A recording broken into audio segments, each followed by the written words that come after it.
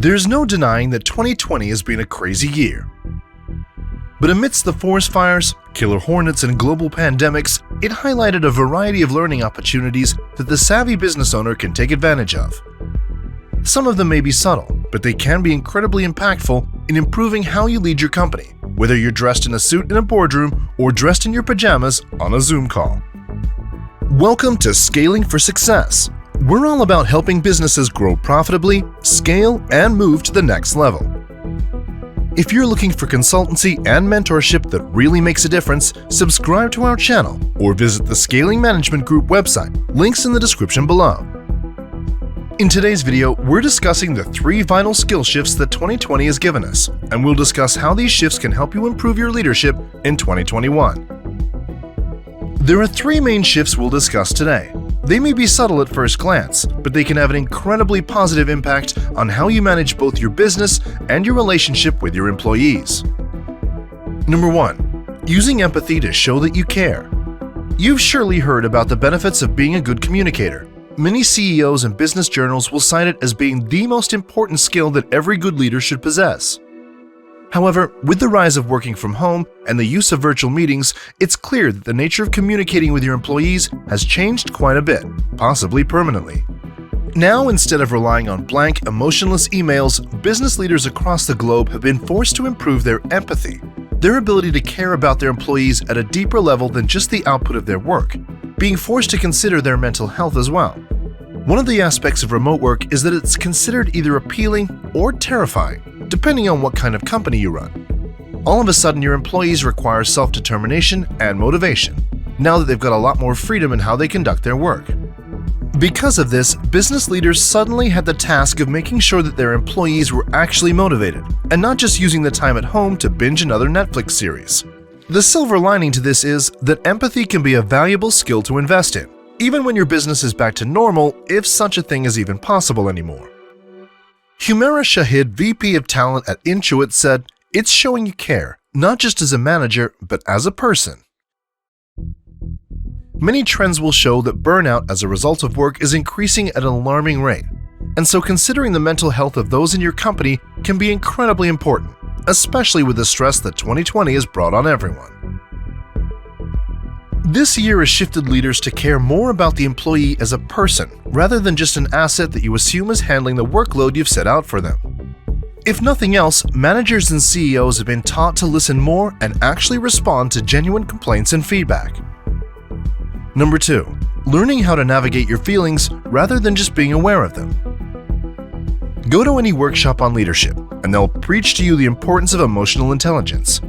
This is the ability to be both aware of your emotions and control them, not letting them control you. There are obvious benefits to honing this skill. You don't want to go ballistic every time someone spills coffee on you. However, there is a level beyond emotional intelligence that can be even more beneficial to you as a leader, known as emotional agility. Dr. Susan David, a renowned Harvard Medical School psychologist, coined the term herself and defines it as an individual's ability to experience their thoughts, emotions, and events in a way that doesn't drive them in negative ways, but instead encourages them to reveal the best of themselves. An emotionally agile person is able to detach themselves from the situation and examine their thoughts, viewing them as just thoughts and feelings that don't have any tangible impact on how you act in any given situation. In other words, if you spill coffee on an emotionally agile manager, they may be incredibly mad internally but recognize that that frustration is irrational and they don't need to give in to it. They will instead accept your apology and move on. Mishandling of emotions can be devastating for any business leader, as I'm sure you're aware. So focusing on honing your emotional agility in conjunction with your emotional intelligence can be incredibly beneficial to you. As leaders become more emotionally agile over time, they will be able to master both the intent and the impact they want to have. When intent and impact are aligned, communication is clear and emotions aren't triggered. And even on the rare occasion they are, leaders can swiftly recognize this and adjust accordingly. Number 3. Caring more about context. Admit it, you underestimated how difficult it would be to migrate your business online. We all did. To be fair, most CEOs thought it would be a seamless and simple transaction to make everything happen from home, but boy oh boy was it far more complicated. Meetings can't simply have a one-to-one transition from a boardroom to a Zoom room. You never really had to deal with the possibility of your COO sleeping in and missing a presentation before. As a result, business leaders had to learn the hard way the importance of context and the logistics of how their business operates. The way time is managed and our schedules are designed is based entirely on how and where we're working and who we're working with. A massive rewiring needed to happen as businesses were faced with uncertainty and the problems of having to fundamentally change the nature of their work. New variables had to be considered daily. When should we come together for meetings, now that everyone has their own different schedule? What work can be done synchronously versus asynchronously?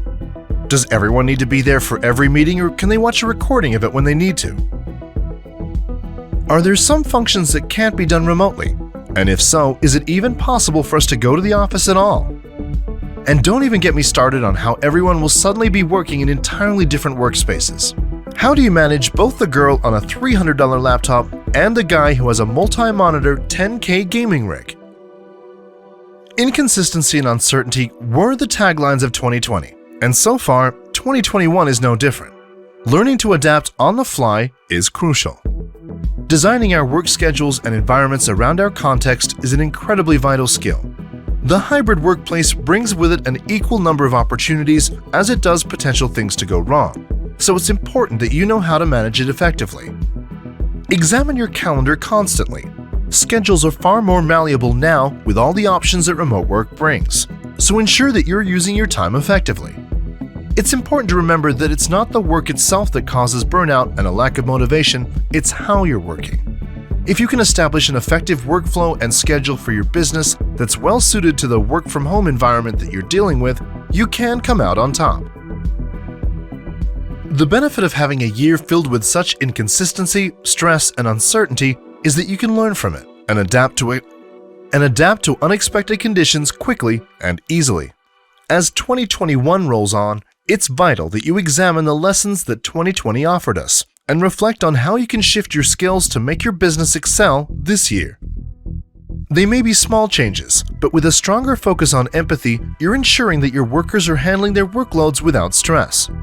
Additionally, a refinement of your emotional agility will ensure that you can separate your emotions from your environment and analyze situations rationally.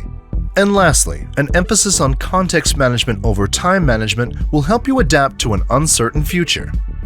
With these 3 leadership skills, you'll find that you can lead far more effectively and get some serious work done, even if you do it in your pajamas and in between episodes of your favorite Netflix show. That's all we have time for in today's video, the 3 leadership skill shifts we learned in 2020.